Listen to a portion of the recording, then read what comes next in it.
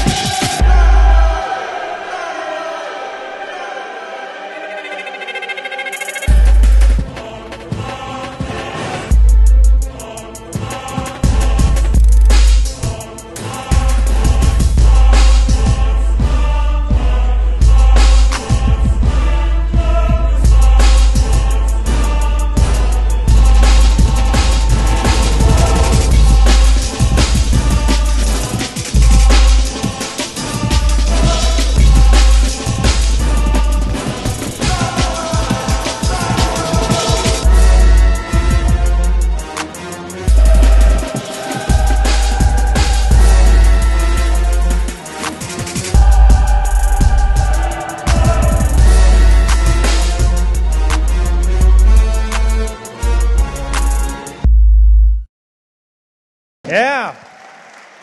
Get your slides ready. Very cool.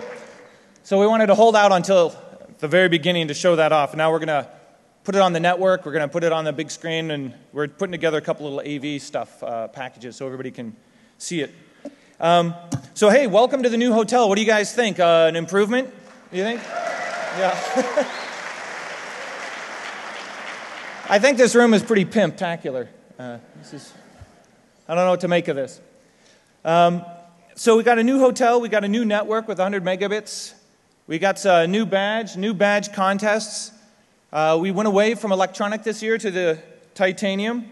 And you'll notice it turns out that this is basically a key to a whole bunch of contests that are running right now that's tied into posters and the program and art and shirts and things on the network. And we even have secret agents mixed in among you that have clues that you might have to end up interacting with. We've got all kinds of cool shit going on, and the theme of spy versus spy is what it's all about. So you might actually have to observe sort of a dead drop. You might have to observe people interacting. You might have to sneak up to somebody and pass them a note, and they'll get some information back to you. So it's pretty cool, but I'll let Lost sprinkle some more clues in during his talk. There's over 50 mini games and contests going on right now, and we've got the most contests ever.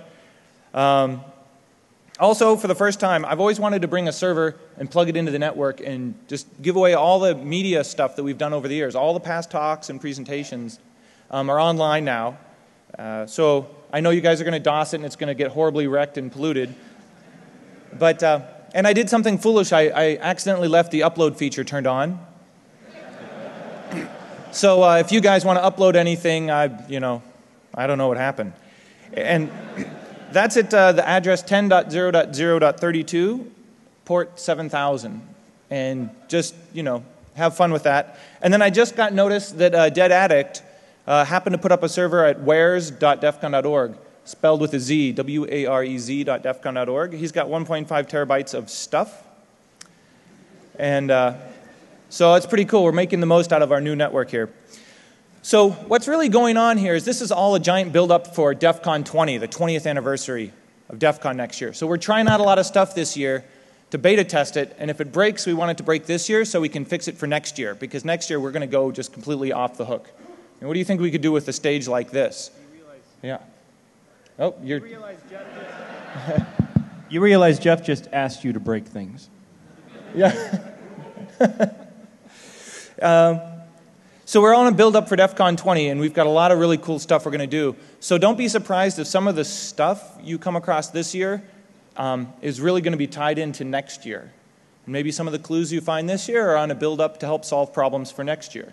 So we're really tying it into a whole lot of things and making it very integrated. Okay, so I'm not going to keep talking. I want to pass it off to Lost. He had a great time designing the badge this year to take a break, from doing the mystery challenge, which he announced yesterday is coming back for the 20th anniversary for 20 teams next year. Yeah. This year I have 10 spots for my tamper evident contest, and next year, it's the third year we're doing it, so next year we'll get to the maximum hardness level. We started easy, medium, next year will be hard, and we'll have 20 teams next year. So you can see this reoccurring theme. So there'll be plenty of ways for you guys to get involved next year. Okay, I want to pass it off to man, the legend, the man that needs no introduction, Mr. Lost. Yep.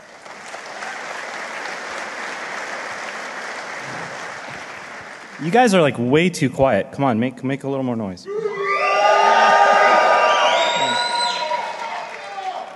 So I hope everyone's been having fun thus far. Wow, that spot is really bright. I can't like see anything. It's like when Billy Joel was yelling at, "Don't light the audience." Anyway.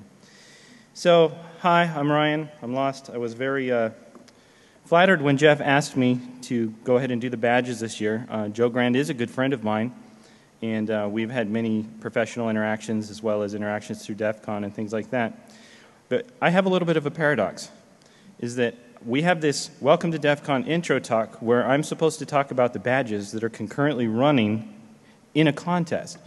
So I've got clues and information that I really want to tell you, but I can't be blatant about it. And since we are doing the spy versus spy theme, I figured why not we do this like a professional briefing, and I'll just redact stuff. So I consider all of you to have exercised your rights and doing Freedom of Information Act and requesting information from me, and I have taken the liberty of redacting certain things throughout this talk. So you may or may not be able to glean more information and hints as we go through information.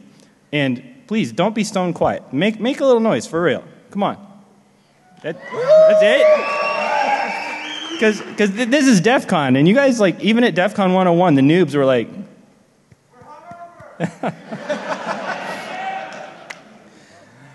all right, so DC set the stage for me this year saying, let's do something different. Let's evolve. Let's progress. When we started doing the electronic badges, they weren't anywhere. Now they're everywhere. You go to a security conference, you go to other conferences, everybody's got electronic badges now. The Hack the Badge contest last year had approximately 30 official entries or so. How many people have you guys seen in the hallways working on the crypto thus far this year? A lot, right? How many of you personally have done at least something involving the badges? Make some noise. Yeah. So that right there, I consider it a success. How many of you have had fun doing that thus far? And how many of you want my head on a stick?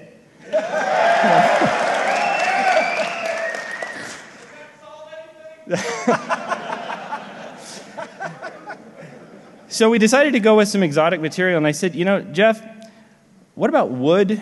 What about titanium? At one point I was like, if we can get our hands on aerogel, what could we do with it? So my metal supply, we've actually are on our second production group. Our first group actually gave us a quote, and during the time between he gave us a quote per badge production cost and the time we actually went and had a contract with them, the price of titanium had gone up in the country. And the amount of titanium in the whole country went down. Yeah, and so the guy actually backed out of the contract, said, I just can't do it. I can't do it. So I had to go and hunt and find a new guy. And the new guy called around, and we actually, for DEFCON, have purchased pretty much, with give or take a little bit, all of the existing stock titanium that's in big flat sheets in the entire country.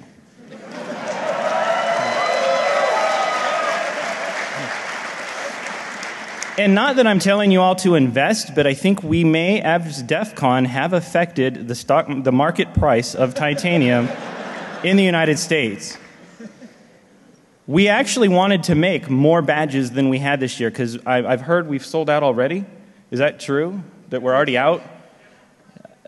We actually wanted to make more. We couldn't get any more raw material to make more. We literally, and we made thousands more badges this year than last year.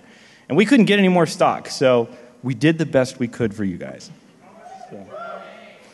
Are we releasing that number? Oh, total quantity was over 10,000. Total quantity is over 10,000. Over 9,000. So. No, it is over 10,000 badges this year. So a non-electronics badge equals a metagame that anyone can play. For those of you who haven't been paying attention or have been like in a hole or something, there are stages to this contest, And each stage has multiple varying degrees of difficulty. Everything goes from easy to medium to, oh my God, how did they solve that? Because I never would have gotten that. And I have seen people out there who have already picked up on some things that I never in a million years would have thought anybody would have gotten just in a conference, like over a space of a couple days. You guys impress me every year. Give yourselves a hand because you guys are awesome.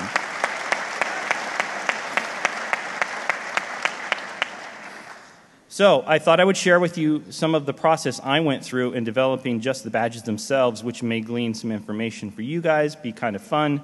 So I decided to give you guys my design sketches. So this was one of the original design sketches, which was going to do a number and a cutout, and you see it was going to be a 3-inch circle, and we had the little nub at the top. Consequently, the prototype badge that sold last night at the summit sold for $450, I think. Is the person who bought it in here, actually? So anyway. Is that him right over there? So a big hand for the summit and raising money for EFF, guys. Seriously.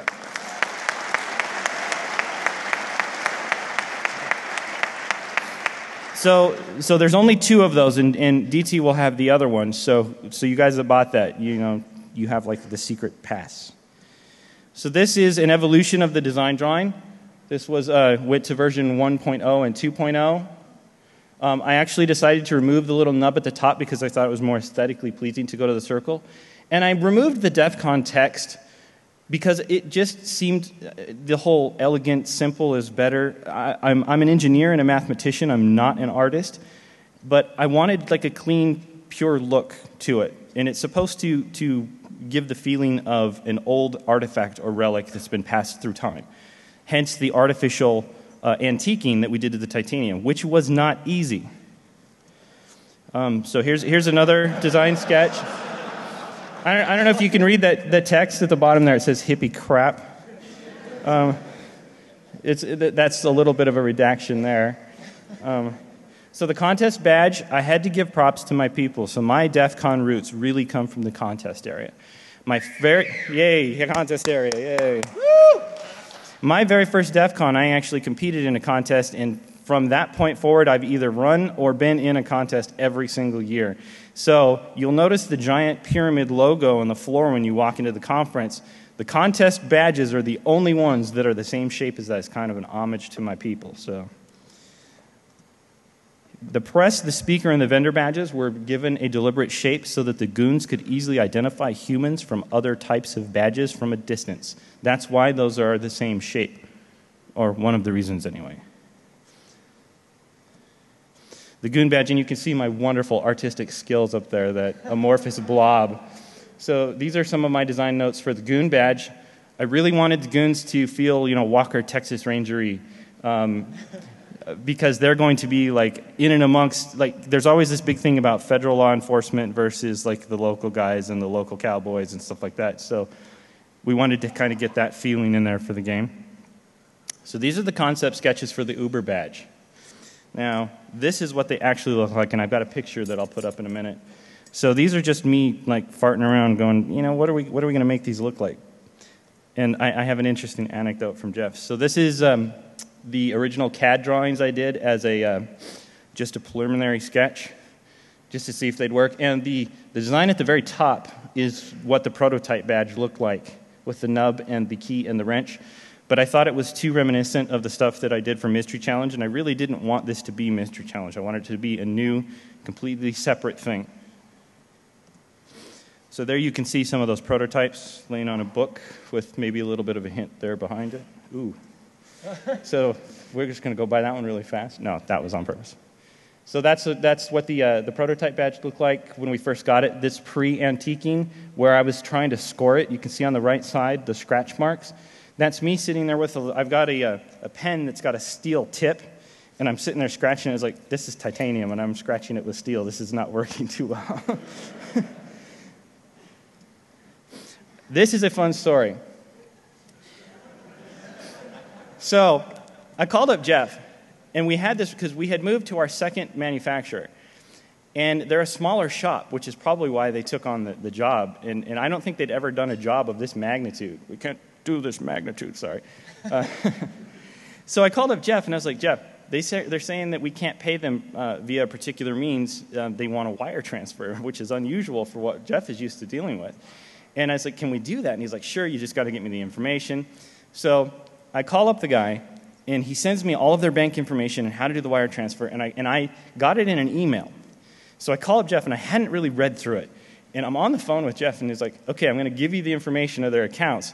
And I'm sitting there, and I start reading the account number. And in the middle of the account number is a 1057. And the minute I said, so Jeff, your account is blah, blah, blah, 1057, he goes, wait a second. Is this going into one of your covert accounts or something?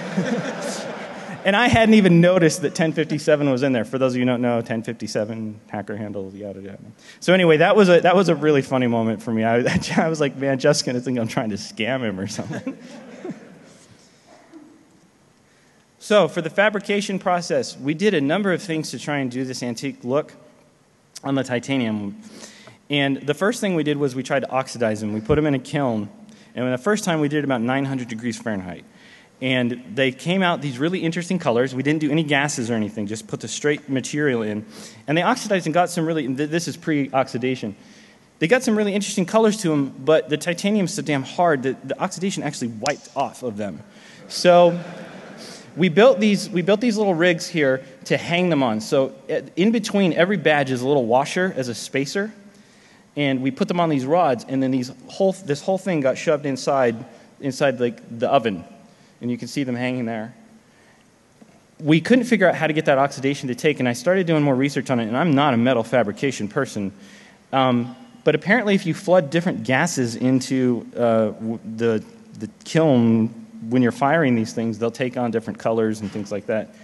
But we found if we scored the badges by putting them in a tumbler with really coarse material that would scratch the hell out of the front of the badge, it not only antiqued for us, deburred better, but it also took the color better. So there's some, like mid-bake, we open the oven to, you can see they're kind of changing color a little bit. So there's some of the contest badges hanging there.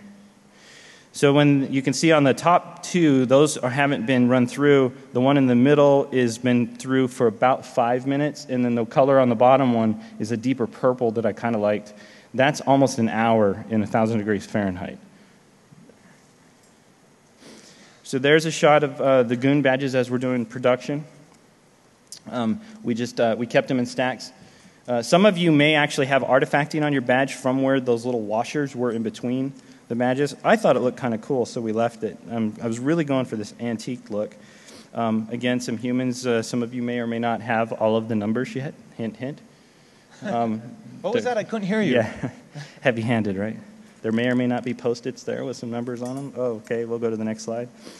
So in the middle of production is also when I started doing the blue hair thing, and this is like in the middle of dyeing my hair. This is like after the peroxide. So you're trying to match your hair to the badge? Somebody asked me that actually. And I was like, I was intending to go blue and wanted to match the 1057 badge that you see here on the left, and it didn't get dark enough. So too bad for that. So I hear cameras snapping. That's why I'm pausing for a minute there. So the real rub, the math and the crypto. So I'm going to go through some of these a little faster and some a little slower because some of them are blatant hints, and I don't want to dwell on them. So if you want to get out your cameras, right now is the time to do it. Okay, you've been warned. So this is a spreadsheet of some of my preliminary research that I've done. When I started trying to figure out what I was going to do with the math and the crypto, this is how I sketch and doodle in my head. This is what I do, this kind of thing. I sit down with an Excel spreadsheet and like, let's do this, let's do this. Here's another one. I did leave the note at the bottom that said, note, this assumes, and then, yeah, you can see, redacted. I think I left the name of the file at the top, though. Oh, wait, hint. Again, another redaction. I left the of this because, you know, I thought that would be fun to let you see that. Any math people in the audience? Yeah, so you get used to, you know, the whole N in A of N. So, anybody recognize these numbers? Yeah, this is the original spreadsheet I did of the ring. That is the code wheel out in the middle of the floor. Yeah, the crypto wheel. Yeah. So Neil plus Lost plus late night video Skype equals the awesome wheel of DEFCON. So I don't know, those of you who know Neil, Neil actually works for DEFCON and does amazing art and has helped me immensely, and I can't give him props more. He spent many, many nights late till 3, 4 in the morning on video Skype with me. In fact, Nikita, his wife, has now accused us of having a bromance because of this. So, okay. I can't, and I redacted some of these a while ago, so I can't even remember what I put on there. So, the blank with numbers for blah, blah, blah. There are only blah numbers. Never. I just hear all the cameras snapping. So, I get this panicked call from Jeff one night. And apparently someone had leaked a picture of one of the goon badges, which was this device. It turns out that the guy was a friend of Joe's, that they were just trying to punk me a little bit. But nobody knew, none of the rest of the staff or anybody knew that at the time. So Jeff's like, did something leak? Did you give out pictures that I didn't know about? And I said, no, Jeff, I swear I didn't give pictures out to anybody. So I go online and I look at this and I was like, it's total bullshit. And then being the very kind... The next thing we're like, well then what the fuck is it? Yeah. So yeah, Jeff's like, do you know what it is? And I was like, it looks like some type of optic thing with like alignment. Yeah, like maybe a surveyor's tool or something. But the best part, because Jeff is such a kind... What is it? Because the contest is so easy, right? So Jeff, being the kind and generous, loving person that he is, I said, Jeff, do you want me to like go online and like smack this down? He's like, no, let's let him think it's real. And I was like, okay. So we've actually hired our own personal DEFCON spy. So I want to give him professional credit. This is Johnny Mack. He actually has an IMDb entry under John McPhalen. He is a professional actor as well as an engineer and a good friend of mine. He is also an applications engineer, formerly for Parallax and now for a company called EFX Tech. And he also works professionally in Hollywood doing special effects stuff for all kinds of people like Steve Wang, who did the original Predator and stuff like that. So not only does he have awesome cred as an engineer and an actor, but now he has awesome cred of being a hired DEFCON spy. And some of you may have seen him in and throughout the conference. I'm greatly appreciative that I could get him to come. He actually came for no money and is donating his time to help make the conference good for us. So. Yeah.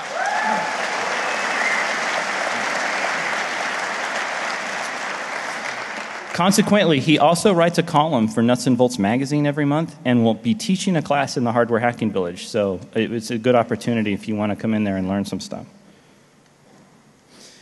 So I will give a one design hint or fun thing that we tried to do.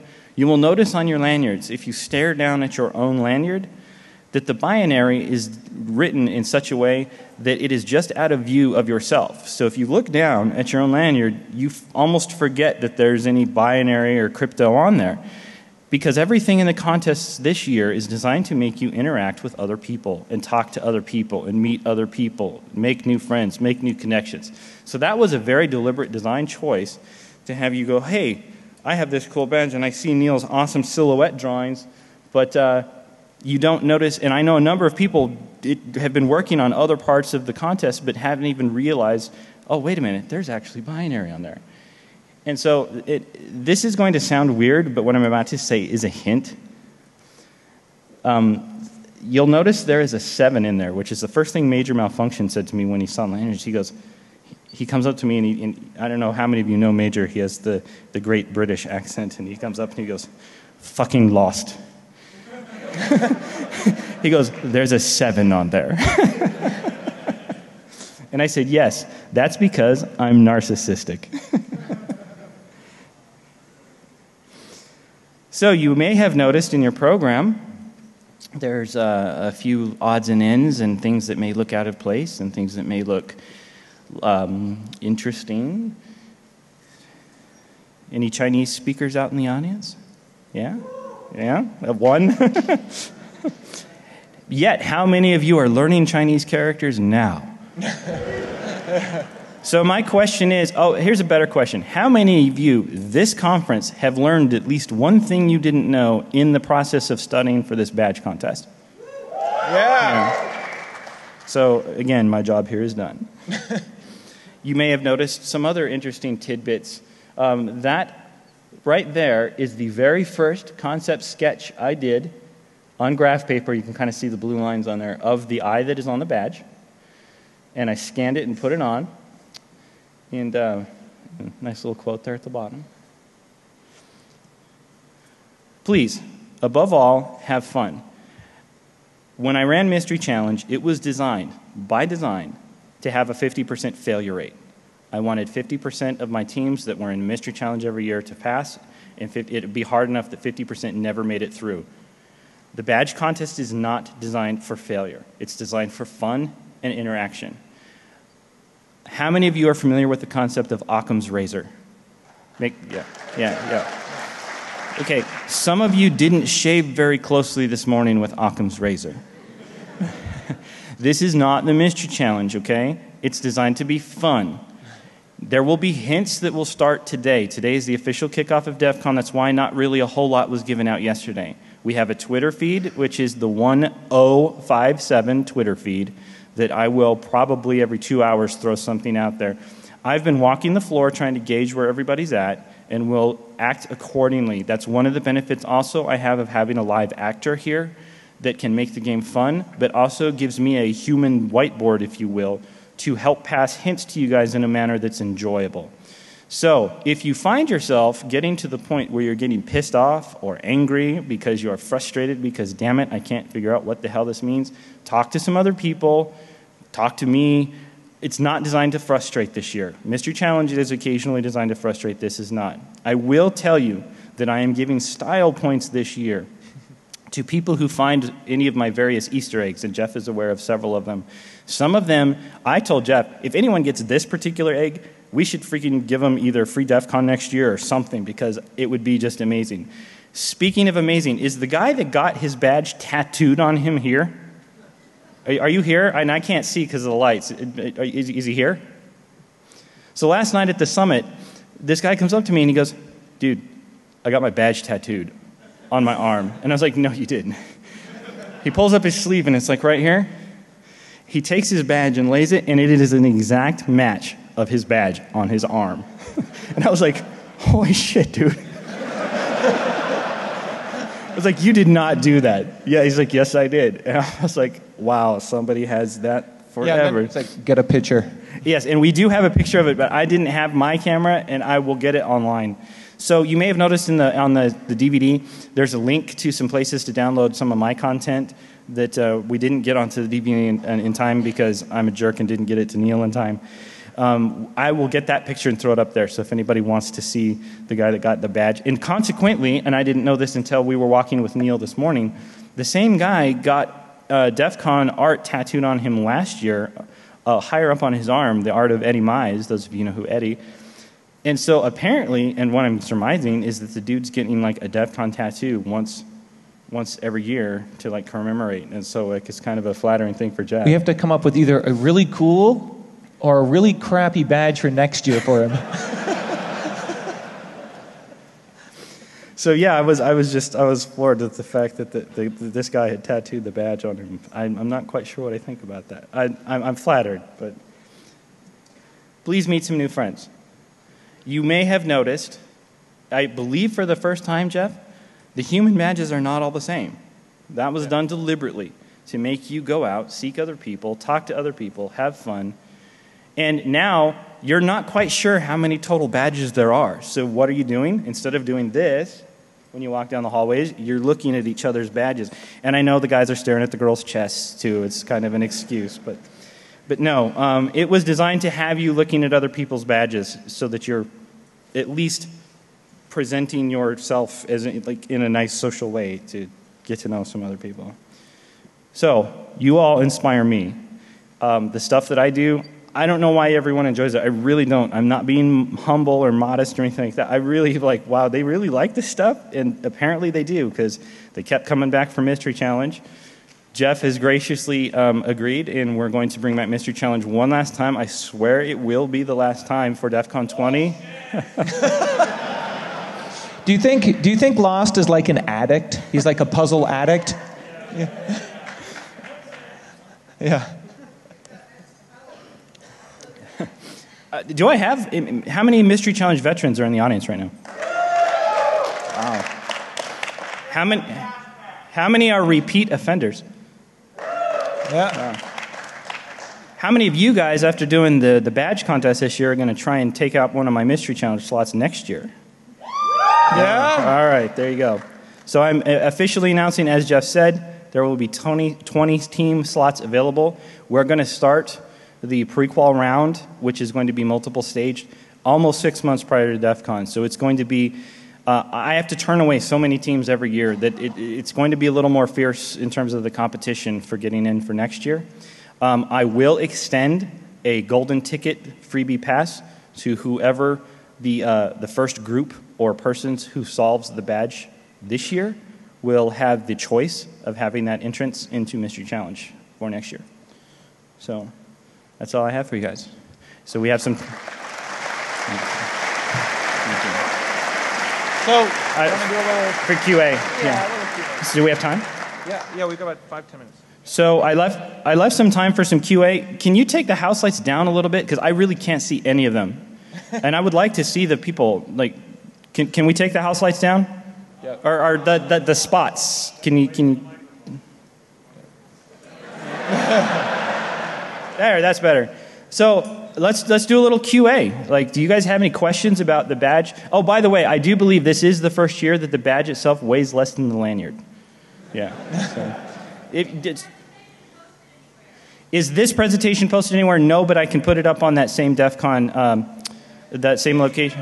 We can put it on the DEFCON file server. I'll put it on the DEFCON file server as well. Jeff said we can do that. The one I mentioned earlier, the 10.0.0.32. Yeah. We'll put. You guys want the redacted version, right?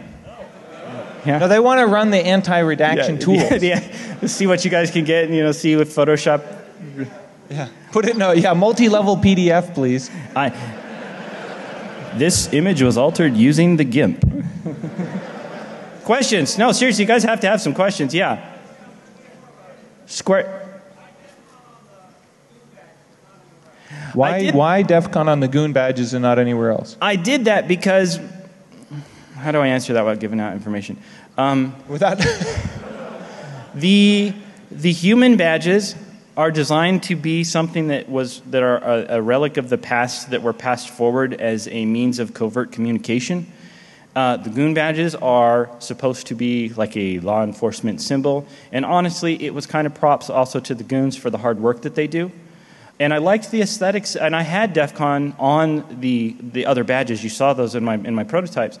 I just liked the clean, nice look. I mean, I study Asian languages, and when you learn Chinese calligraphy, you treat the character like a fish in a fishbowl, and it's got to have enough water to breathe, so to speak, in terms of the spacing to make it aesthetically pleasing. So I was kind of going for that clean, simple. Not only that, but in terms of the puzzle, I wanted the badge to look as simple as possible so that you will dismiss other things just out of hand because it's so clean and simple. These other things can't possibly be complicated or used for anything. So it was also a means of deception, to be blunt. Anyone else? Yeah. You are great at social engineering, sir. Yeah. He said Go ahead. He said that his badge has a defect, a little notch on the side. Yeah, and you must have a broken one. I don't know.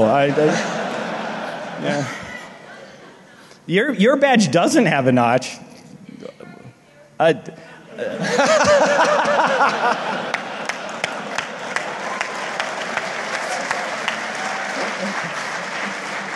So here's the question. You would have to find that guy and see if your numbers match, right? Oh. Yes, in the very back. At DEFCON or before? How many hours of sleep do I get on an average? This is not a joke. My average amount of sleep is about 4 hours a night. And for about 2 months up to DEFCON every year, Mr. Challenge badge, everything, it goes down to about 3 hours a night. Not a joke. He's a robot. Yeah.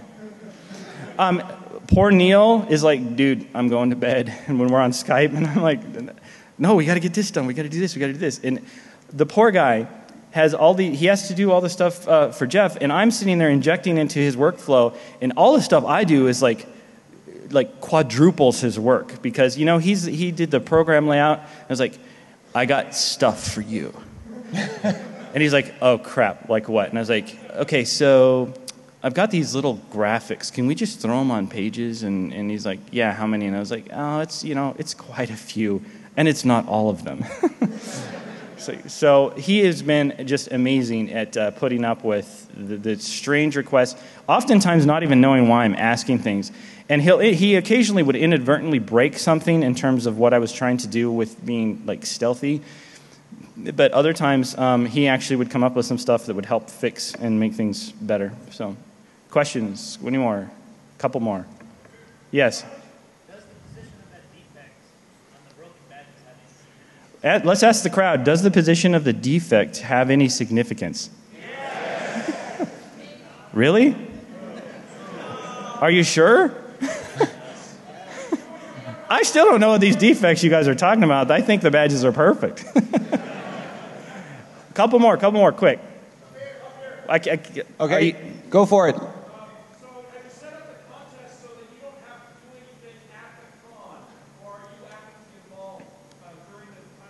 Me, myself, or participants? The question. The question is did I set up the contest so that I myself did not have to do anything actively at the con? That's a good question. For those of you who don't know, every time you do something this complicated, something inevitably will be broken, misaligned, moved. You have hotel staff involved, other people who don't know what things are set up for a particular reason, alignments, angles, whatever. I am constantly having to run around and check things just to make sure everything is running smoothly. Not only that, you throw on top of that you got all you guys out there running around screwing with stuff, and stuff gets moved and altered. And honestly, this is a HackerCon. Oh, I've seen people tell them about the signage. I've seen people do denial of service stuff to other people in contests before, and I fully expect to see that kind of thing happen as well. So, tell them about the signage. Cutting off. Oh, so by this point, most of you, if not all of you, have noticed on the leaderboards there's some numbers at the bottom. So when I first got here, those were shoved down in those metal clippy things, and they were shoved down so far that those numbers were all hidden. And I went to Neil and I was like, at first I just thought they weren't there. I was like, dude, you promised me those numbers were going to be on those signs. They have to be on those signs. And he goes, they're there. And I was like, no, they're not. So we went over to the sign, we lifted it out, and sure enough, they were there. But no one had told us that those holders actually covered part of the numbers. So we walked down the hall, and the one that's about midway down the main hallway, only half of the numbers were cut off. So, it's 2 lines. And I was like, dude, leave it. I was like, there will be a single line. They'll get through half of it and be like, what the hell? And I was like, so it'll force him to screw with the signs. And that's when all the rest of the goons are like, no. We don't want him screwing with the signs. So they actually, I think they put little wedges underneath to lift those up. And on some of them, I think you still can't see the numbers. Is that correct? At the last I checked? Yeah. Also, I've had the security goon say, please do not sit in the hallway while you're trying. He's like, I don't mind you sitting there copying the numbers down, but please don't sit in the hallway to actually try and work on the crypto. So I guess we had people blocking the hallways. The other interesting thing is, when we first came to the hotel and we saw that huge rotunda right at the very entrance, and I saw the big circle in the dome, it's like, something is going here. We don't know what's going here, but something is going here.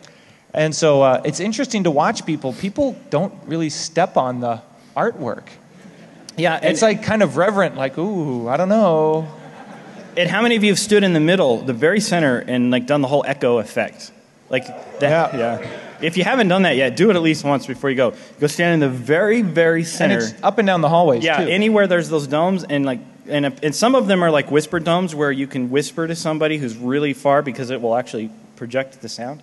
They're kind of neat. So if you're near one of those domes thinking you're having a secret conversation... like maybe 2 more questions, anything like super awesome I'm sorry? Did I break the Keno board? I would like to tell the staff of the Rio that I have not affected the conference hall in any way whatsoever. Can I admit to having a desire to hack the Keno board? Of course. Anyone else?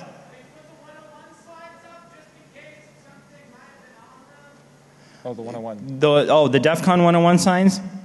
I will release publicly there was nothing on the DEFCON 101 signs that you would need. Okay, last question, and then we're out of here, guys. Should we believe you when you say that? Okay, I've got a couple of announcements. Let's thank You Lost. should never believe anything I say. Yeah.